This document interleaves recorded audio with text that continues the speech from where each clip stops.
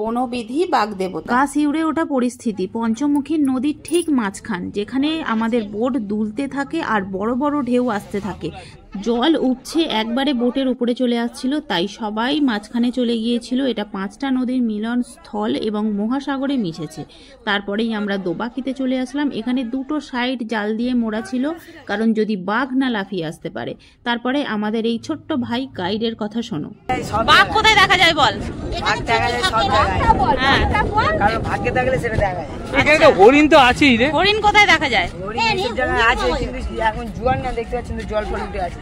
হরিণ গুলো সব মামা বাড়ি গেছে ঘুরতে। আচ্ছা, তুই হচ্ছিস আমাদের গার্ড।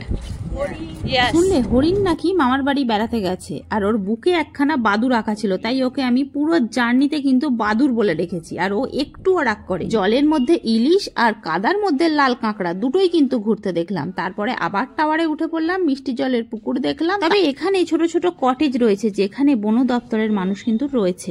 আর এই পুকুরটাতে কচ্ছপের চাষ করেছিল। আমরা অনেকগুলো কচ্ছপ দেখেছি, শুধু তোমাদের মুখটাই দেখাতে পারলাম। বাগদেবতা ও বনবিবি দুজনকার আশীর্বাদ নিয়ে আমি এখানে ঝাউ গাছের 2টো ডাল কিন্তু চুরি করে নিয়েছি। চুরি করে মার দৌড় দিয়ে ব্যাগের মধ্যে ভরে নিয়ে লঞ্চে উঠে দেখলাম এক দাদুকে জাল ফেলতে। সেটা দেখে সবাই চেঁচামেচি করতে শুরু করে দিল।